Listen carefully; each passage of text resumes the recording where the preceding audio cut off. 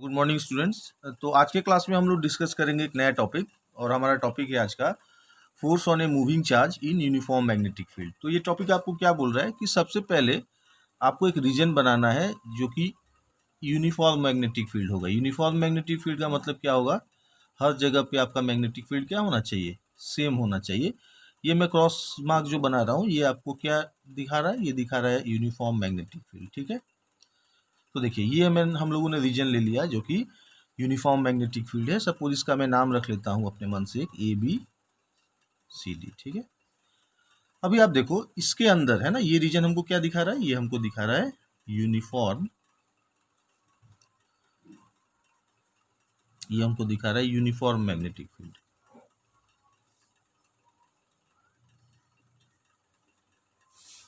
ठीक है, ये हमारा रीजन हो गया यूनिफॉर्म मैग्नेटिक फील्ड का रीजन।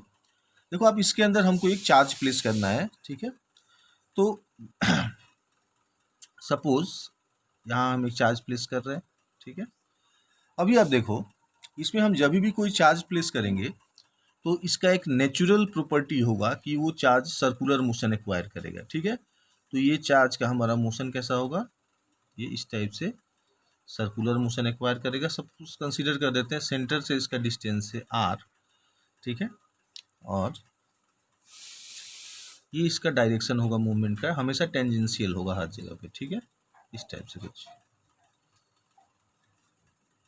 ठीक है, तो क्या क्या बताया मैंने यहाँ पे सिंपली एक रीजन कंसीडर किया जो कि यूनिफॉर्म मैग्नेटिक फील्ड है।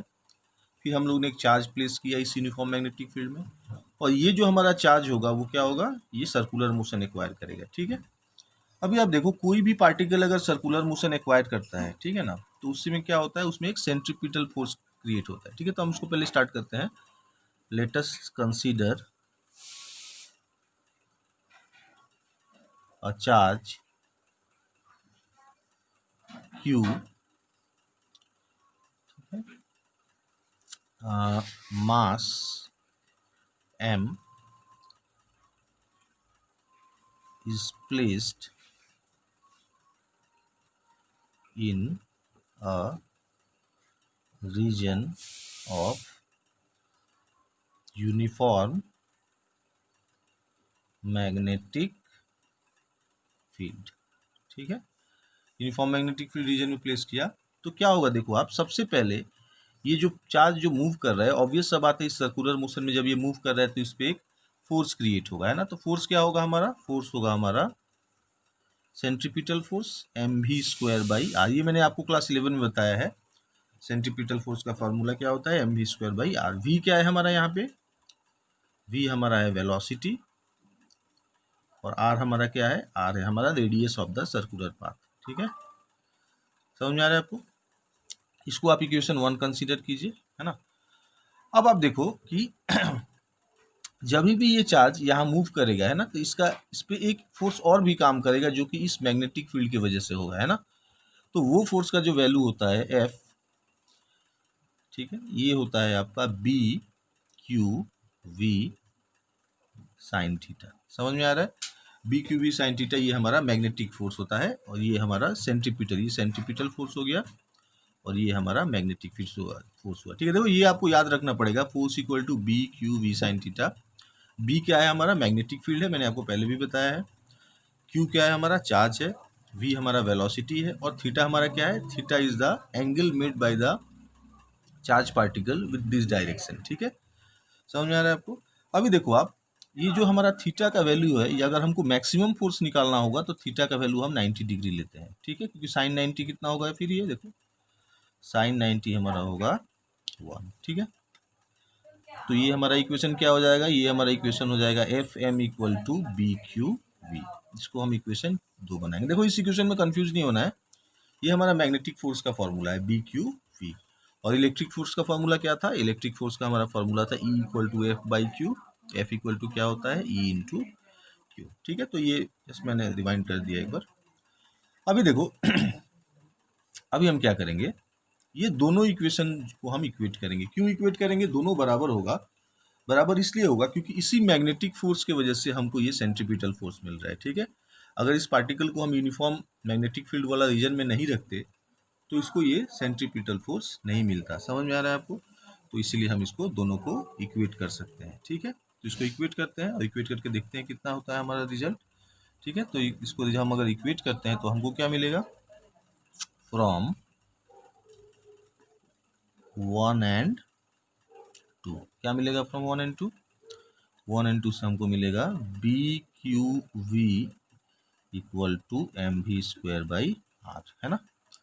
तो यहाँ से हम क्या करेंगे, यहाँ से हम कैंसिल कर देंगे v और v को, तो हमको क्या मिलेगा, हमको मिलेगा B Q equal to M V by R. तो r का वैल्यू क्या हो जाएगा, r का वैल्यू हो जाएगा M V by B Q. ठीक है, ये सिंपल सा फॉर्मूला आ गया, ये हमारा फॉर्मूला आ गया radius of the circular path के लिए। हमारा radius of the circular path कितना हुआ, r equal to M B by B Q. ठीक है, अभी आप देखो इसमें क्या करना होगा हमको, है ना।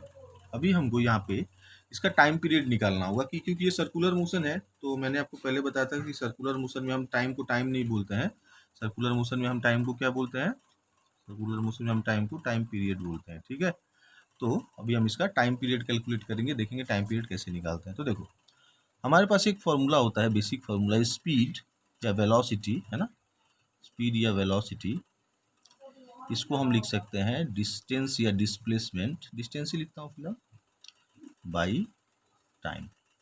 ठीक है, तो देखो आप इसको अगर आप v कंसीडर करते हो, डिस्टेंस को अगर आप, ये आपका डिस्टेंस है, तो सर्कुलर मोशन में डिस्टेंस कितना कवर होगा, 2 पाई आर कवर होगा, और टाइम पीरियड को अगर हम t मानते हैं तो हमको फार्मूला कितना मिल गया, v equal to 2 pi R by T मिल गया, है ना। तो इसको हम क्या कर सकते हैं, देखो तो 100 सिंप्लीफाई कर लेंगे इसको। ठीक है, तो देखो क्या होगा हमारा ये फॉर्मूला, लास्ट में हमको कितना मिला, हमको मिला v equal to 2 pi R by T. तो यहाँ से हमको क्या लिख सकते हैं, हम लिख सकते हैं t equal to 2 pi R divided by V, है ना। लेकिन हमारे पास r का वैल्यू तो है, r का वैल्यू क्या है, M V by B Q, है ना। ठीक है, तो इसको हम क्या लिखेंगे, t equal to 2 pi by V, और r का वैल्यू क्या है, M V by B Q. v और v को कैंसिल कर देंगे हम, तो क्या मिलेगा, 2 pi M by B Q, ये हो गया हमारा टाइम पीरियड, कितना हो गया, 2 pi M by B Q. ठीक है ना। अभी देखो ये हमको टाइम पीरियड तो मिल गया, इसको एग्जाम में कभी कभी बोलता है कि आप फ्रीक्वेंसी कैलकुलेट करो, तो हमको पता है फ्रीक्वेंसी इक्वल टू होता है 1 बाई टाइम पीरियड। ठीक है, तो ये क्या करेंगे 1 और ये 2 pi M by B Q, तो ये कितना हो जाएगा, B Q by 2 pi M, ये हो गया हमारा frequency of the circular path. ठीक है, तो ये हमारा फाइनल फार्मूला हो गया। ये फार्मूला काफ़ी इंपॉर्टेंट है आपके लिए एग्जाम पॉइंट ऑफ व्यू से, इसको आप थोड़ा ध्यान से देखिए। ठीक है ना, चलो तो ये हमारा टॉपिक हो गया। अब नेक्स्ट टॉपिक में हम आएंगे आज का, और हमारा आज का जो नेक्स्ट टॉपिक है वो है, नेक्स्ट टॉपिक जो आज का हमारा है सेकंड टॉपिक नंबर 2, ये है हमारा लॉरेंज फोर्स। ठीक है, ठीक है, तो हमारा सेकंड टॉपिक आज का क्या है, लॉरेंज फोर्स। तो लॉरेंज फोर्स बेसिकली क्या होता है, आप देखिए लॉरेंज फोर्स होता है, it is the sum of electric force and magnetic force, sum of electric force and magnetic force in a given region। ठीक है, अब इसका क्या मतलब हुआ, देखो देखने में तो काफी सिंपल लग रहा है। इसका मतलब ये हुआ कि हमको पता है कि हमारा इलेक्ट्रिक फोर्स, है ना, ध्यान से देखो आप, हमारा जो इलेक्ट्रिक फोर्स होता है ना, और जो हमारा मैग्नेटिक फोर्स होता है, ये दोनों इंटर कन्वर्टिबल होता है ना। मतलब हम लोग इलेक्ट्रिक फोर्स से मैग्नेटिक फोर्स अचीव कर सकते हैं, या मैग्नेटिक फोर्स से हम लोग इलेक्ट्रिक फोर्स भी अचीव कर सकते हैं। ठीक है, तो अगर मान लीजिए आपके पास कोई एक फोर्स है, तो कहने का मतलब ये है कि हम इसे वाइस वर्सा कर सकते हैं, है ना। तो किसी रीजन में अगर सिर्फ इलेक्ट्रिक फोर्स है तो हम बोल सकते हैं मैग्नेटिक भी प्रोड्यूस होगा, और अगर मैग्नेटिक फोर्स है तो हम बोल सकते हैं इलेक्ट्रिक फोर्स भी उसके आसपास है ना। तो टोटल फोर्स एक रीजन में क्या होगा वो हमको पता चलता है लॉरेंज फोर्स से। ठीक है, तो इसके लिए हम एक एक्सप्रेशन यूज़ करेंगे। हमारा एक्सप्रेशन क्या होता है देखिए, सबसे पहले हम इलेक्ट्रिक फोर्स निकालेंगे। तो इलेक्ट्रिक फोर्स के लिए हम क्या लिख सकते हैं, आप देखिए इलेक्ट्रिक फोर्स के लिए हम लिख सकते हैं एफ ई, है ना। क्या होगा ये, अभी थोड़ी देर पहले मैंने बताया था ये फॉर्मूला, ई इक्वल टू होता है एफ बाई क्यू। तो एफ इक्वल टू कितना हो जाएगा, एफ हो जाएगा हमारा ई इंटू क्यू, है ना। तो ये इलेक्ट्रिक फोर्स होता है हमारा ई इंटू क्यू, समझ में आ रहा है। और वहीं पे हमारा मैग्नेटिक फोर्स का फॉर्मूला कितना होता है, अभी अभी मैंने बताया था थोड़ी देर पहले। मैग्नेटिक फोर्स एफ एम ये होता है B Q V sine theta होता है। कितना होता है ये, मैग्नेटिक फोर्स हमारा होता है B Q V sine theta, है ना।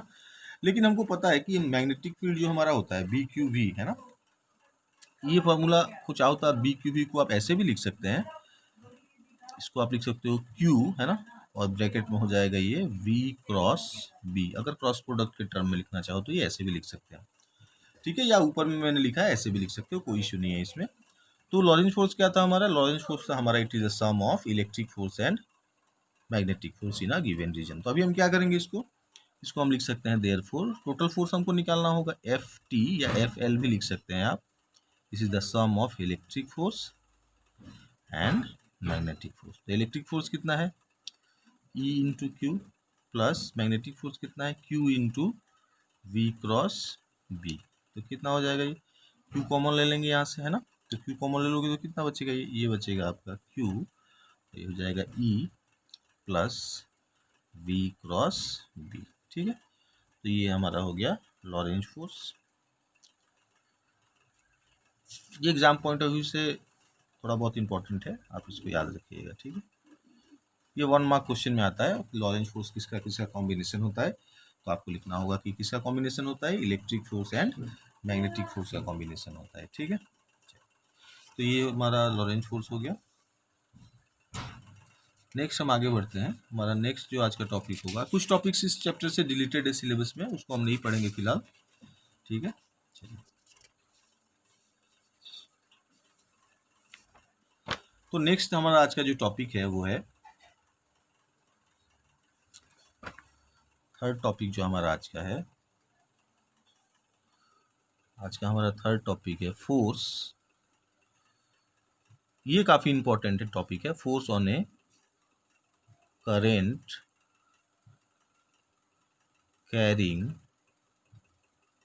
Force on A current carrying conductor in a uniform. ये टॉपिक बहुत ही इंपॉर्टेंट है, इससे इस साल IIT JEE एग्जाम में क्वेश्चन पूछा गया था, एक न्यूमेरिकल 4 मार्क्स का, ठीक है। तो आप इसको ध्यान से थोड़ा देखिए, काफ़ी कॉन्सेप्चुअल भी है, और इससे न्यूमेरिकल प्रॉब्लम्स हमेशा आता है। इसका डेराइवेशन उतना इंपॉर्टेंट तो नहीं है, लेकिन न्यूमेरिकल हमेशा आता है। क्या हमारा टॉपिक है, force on A current carrying conductor in a uniform magnetic field. तो देखो आप, सबसे पहले हमको क्या करना होगा, क्योंकि ये बोल रहा है कि आपको ये फोर्स निकालना है ना। किस पे फोर्स निकालना है, किसी वायर पे फोर्स निकालना है। अगर किसी वायर को आपने magnetic field, uniform magnetic field वाले रीजन में रखा हुआ है, तो उस पर कितना फोर्स बनेगा वो आपको निकालना है। तो सबसे पहले हम एक वायर कंसीडर कर लेते हैं। मान लीजिए एक वायर है और इस पर कोई करंट फ्लो हो रहा है, सपोज आई, और इस वायर का लेंथ है एल, ठीक है। अभी देखो, ऑब्वियस सा बात है, इससे अगर करंट फ्लो हो रहा है तो इसके आसपास एक मैग्नेटिक फील्ड प्रोड्यूस होगा। मान लेते हैं ये एक रीजन है इसका मैग्नेटिक फील्ड का। ये थोड़ा टेढ़ा ड्रॉ हो गया है, प्लीज आप इसको अवॉइड कीजिए, आप इसको यूनिफॉर्म बनाइएगा, ठीक है। तो अब क्या होगा, यहाँ देखो आप, मान लेते हैं कि करंट अगर इधर फ्लो होगा इस साइड में, मान लेते हैं ये ए है ये बी है, करंट का डायरेक्शन ये होगा, तो इलेक्ट्रॉन फ्लो का डायरेक्शन उसका अपोजिट होता है, सभी को मालूम है। मान लेते हैं इधर कहीं मैग्नेटिक फील्ड का एक डायरेक्शन है ना, मैग्नेटिक फील्ड को बी से हम डिनोट करते हैं। मान लेते हैं ये एंगल कितना बना रहा है, थीटा बना रहा है, ठीक है। अब देखो हमको इसमें क्या करना होगा, है ना। हम लोगों ने अभी थोड़ा देर पहले एक इक्वेशन देखा था फोर्स का, है ना, उसी इक्वेशन का हम यूज़ करेंगे, ठीक है। उसके पहले थोड़ा फिगर को डिस्क्राइब कर लेते हैं। कंसीडर करते हैं कि let L be the length of the conductor, ठीक है, having area A and N be the number of electrons, N हमारा क्या है, नंबर ऑफ इलेक्ट्रॉन्स है। तो देखो आप, अगर एन नंबर ऑफ इलेक्ट्रॉन्स है और ये हमारा एरिया है, ठीक है, तो अब इसमें हम क्या कर सकते हैं, टोटल नंबर ऑफ इलेक्ट्रॉन्स यहाँ से कितना फ्लो होगा पूरा इंटायर लेंथ एल में, वो हम कैलकुलेट कर सकते हैं। समझ में आ रहा है आपको? तो हम क्या लिखेंगे, therefore number of electrons in length L क्या हो जाएगा, इसको कैपिटल एन से आप डिनोट कीजिए, ये हो जाएगा small N A into L. ठीक है, ये इसमें डाउट नहीं होना चाहिए।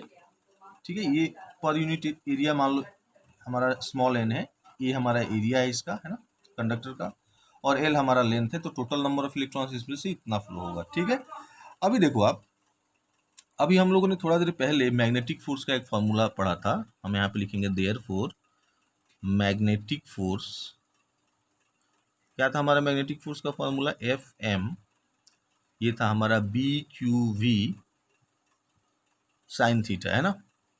लेकिन यहाँ क्यू जो चार्ज है, इसके बदला तो हमको स्मॉल ही रखना होगा क्योंकि इलेक्ट्रॉन फ्लो हो रहा है वायर से, है ना। तो हम उसको क्या लिख सकते हैं, therefore F M equal to B E V sine theta. समझ में आ रहा है, बी क्या हो जाएगा हमारा, B E V sine theta हो जाएगा। लेकिन अब इसमें एक प्रॉब्लम है, प्रॉब्लम ये है कि ये जो हम लोगों ने फोर्स कैलकुलेट किया, ये तो हम लोगों ने एक ही इलेक्ट्रॉन के लिए कंसीडर किया है ना, लेकिन यहाँ पे तो N number of electron flow हो रहा है, तो हमको क्या करना होगा, देयरफॉर टोटल फोर्स हम अगर निकालेंगे इसमें, टोटल फोर्स क्या हो जाएगा, ये एफ एम, है ना, इसको आप एफ एम टी लिख के चलो, है ना, क्योंकि एफ एम तो पहले लिखा है आपने, एफ एम इंटू क्या हो जाएगा, ये एन हो जाएगा। ठीक है, ऊपर वाला से हमको इसको मल्टीप्लाई करना होगा, तो मल्टीप्लाई करोगे तो क्या मिलेगा, मल्टीप्लाई करेंगे हम ऊपर वाला जो एन का कैपिटल एन का वैल्यू है, तो क्या लिखेंगे, हम लिखेंगे therefore F M of T equal to B Q V sine theta into N A L. समझ में आ रहा है आपको? ठीक है, अब देखो इसको हम ऐसे लिख सकते हैं, बी ई वी ये था एक्चुअली, मैंने क्यू लिख दिया, sine theta into N into L, है ना। अब देखो इसको हम ऐसे लिख सकते हैं, है ना, इसको हम थोड़ा सा चेंज करेंगे, बी को एक साथ रखेंगे और ये एन ई ए और वी को हम एक साथ रखेंगे, है ना, और एल साइन थीटा को एक साथ रखेंगे। समझ में आ रहा है आपको? ये एन ई ये हमारा, ध्यान से देखो आप, ये ई को यहाँ लिखा, एन को यहाँ लिखा, ए को यहाँ लिखा, वी को यहाँ लिखा, बी और एल को साइड कर दिया, है ना। तो देखो हम लोगों ने थर्ड चैप्टर में एक फॉर्मूला पढ़ा था, आई इक्वल टू, आप इसको देखना कॉपी में होगा, N E A V D, drift velocity और करंट का हम लोगों ने एक रिलेशन ये पढ़ा था, है ना, आपको याद होगा। तो ये सेम पैटर्न में है, तो इसके लिए हम आई लिख सकते हैं, तो इसको हम लिख सकते हैं B I L sine theta. तो हमारा कितना हो गया, मैग्नेटिक फोर्स हमारा कितना हो गया, टोटल मैग्नेटिक फोर्स ये हो गया हमारा force equal to B I L sine theta. अभी देखो ऐसा होता है कि जब भी हमको मैक्सिमम फोर्स निकालना होता है, याद रखना, हम थीटा का वैल्यू पाई बाई टू यानी 90 डिग्री प्लेस करते हैं ना। ठीक है, ये एक रूल है, मैक्सिमम हमारा मैग्नेटिक फील्ड एंगल जब 90 डिग्री होगा तभी होगा। ठीक है ना, तो हमको क्या मिल जाएगा, ये हमको मिल जाएगा एफ एम टी, ये हो जाएगा B I L sine theta. तो देखो याद रखना, न्यूमेरिकल प्रॉब्लम अगर एग्जाम में जब भी पूछता है तो उसमें कभी कभी थीटा का वैल्यू 45 दिया रहेगा, कभी 30 दिया रहेगा, और कभी क्या बोलेगा, बोलेगा आप मैक्सिमम मैग्नेटिक फील्ड निकालो। तो मैक्सिमम जब मैग्नेटिक फील्ड बोलेगा तो आपको ये theta equal to pi by two दिया हुआ नहीं रहता है ना। तो उस केस में आपको ये मेमोराइज करके रखना है कि हमेशा मैक्सिमम मैग्नेटिक फील्ड जब आप निकालोगे तो उसमें थीटा का वैल्यू कितना होना चाहिए, थीटा का वैल्यू पाई बाई टू होना चाहिए। ये काफ़ी इंपॉर्टेंट है, समझ में आ रहा है आपको? ठीक है, तो ये हो गया हमारा इसका इक्वेशन ये कंप्लीट। ठीक है, अभी देखो एक छोटा सा टॉपिक है ना, ये हम फोर्स का डायरेक्शन कैसे निकालेंगे। मान लो कि किसी वायर में करंट फ्लो हो रहा है, जैसे कि मान लीजिए कि इस वायर में करंट फ्लो हो रहा है, ठीक है, और आपको बोला जा रहा है कि आप इसमें, ये हमारा डायरेक्शन ऑफ करंट है आई, और आपको बोल रहा है कि आप फोर्स का डायरेक्शन निकालो, है ना, क्योंकि करंट फ्लो होगा तो उस पर एक फोर्स भी क्रिएट होगा ना। ठीक है, तो देखो इसके लिए एक सिंपल सा रूल है ना, जिसका हमारा नाम है राइट हैंड थंब रूल। ठीक है, तो राइट हैंड थंब रूल तो मैंने आपको बताया था एक बार, इसको आपको याद होगा, ये वाला है ना, ये वाला एक रूल है, इसको आप ध्यान से देखना।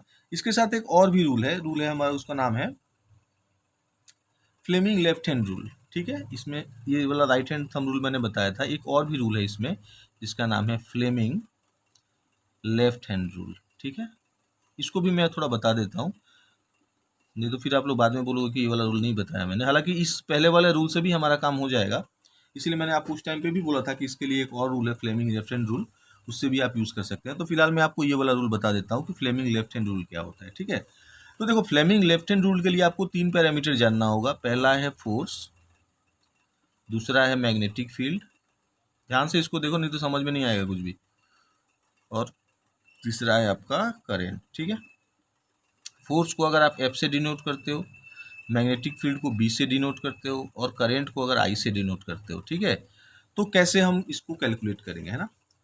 तो देखो, अगर मान लो कि आप अगर अपना लेफ्ट हैंड को लेते हो, तो ये मेरा लेफ्ट हैंड मैंने लिया है ना। तो लेफ्ट हैंड कैसे अप्लाई करेंगे, देखो इसको ऐसे आप पहले कंसीडर पकड़ लो। ठीक है, ये एक हो गया हमारा मिडिल फिंगर, ये एक फिंगर है, ये थंब है हमारा। ठीक है, अभी देखो इसमें क्या करना है हमको, ये जो हमारा फिंगर है, ये जो हमारा फिंगर है, और ये जो फिंगर है, ये तीनों के बीच में म्यूचुअली एंगल 90 डिग्री हो है, ऐसा हम मान के चलेंगे। देखो ये इसके बीच में 90, इसके बीच में 90, और इसके बीच में भी 90, ये इधर घुमा के रखा है मैंने, है ना। तो ये जो थंब होगा, अगर हम कंसीडर करें कि इस पे ये हमारा फोर्स का डायरेक्शन है, तो ये हमारा मैग्नेटिक फील्ड का डायरेक्शन होगा, और ये करंट नीचे के साइड में फ्लो होगा। समझ में आ रहा है आपको, ध्यान से सुनो। ये हमारा जो मिडिल फिंगर है, this is the direction of current, this is the direction of magnetic field. मतलब करंट अगर इधर जा रहा है, पहले वाला रूल ही है ये, राइट हैंड से भी आप करोगे तो सेम ही रिजल्ट आएगा। ये अगर हमारा डायरेक्शन है करंट का, तो ये डायरेक्शन मैग्नेटिक फील्ड का हो जाएगा, ये डायरेक्शन फोर्स का हो जाएगा। ठीक है, ये ऐसे है कुछ, देखो आप ध्यान से, इसमें आई थिंक कैमरा में अच्छा से दिख रहा होगा। ये हमारा करंट का डायरेक्शन, फिर से बता रहा हूँ, ये मैग्नेटिक फील्ड का डायरेक्शन, और ये थंब हमारा फोर्स का डायरेक्शन होगा। ठीक है, पहले वाला ही हो गया ये। ऐसे जो कर्ल वाला जो हमारा रूल था राइट हैंड वाला, तो आप उससे एक बार टैली करके इसको देखिए। फिर से बता दे रहा हूँ, ये हमारा करंट अगर नीचे फ्लो हो रहा है, ऊपर हमारा हो जाएगा फोर्स का डायरेक्शन, और इस साइड में हमारा मैग्नेटिक फील्ड मिलेगा। ठीक है, समझ में आ रहा है, इसको आप एक बार अच्छा से समझने की कोशिश करो, तो फिर ये समझ में आएगा। ठीक है, ओके फाइन। तो आज के क्लास को हम यहीं पे बंद करेंगे। ठीक है, नेक्स्ट क्लास में मैं आपको कुछ और टॉपिक्स करके इस चैप्टर को कंप्लीट कर दूंगा। ठीक है, थैंक यू।